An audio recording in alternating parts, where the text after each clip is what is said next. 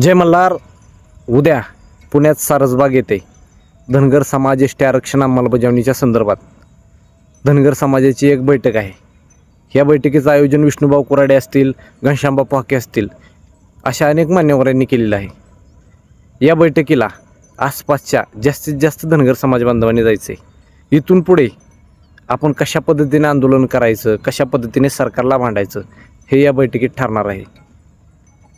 धनगर समाजातील सर्व पुढाऱ्यांना, युवकांना माझी विनंती आहे, श्रेयवाद बाजूला सोडून सर्वांनी जो कोणी लढल त्याच्या पाठीशी खंबीरपणे उभं राहायचं आहे, त्याच्या खांद्याला खांदा लावून लढायचं आहे. इथं श्रेयवादाची लढाई नाही. आज प्रश्न आपल्या अस्तित्वाचा आहे. ते अस्तित्व टिकवण्यासाठी आपल्याला लढावंच लागणार आहे, हे लक्षात ठेवा.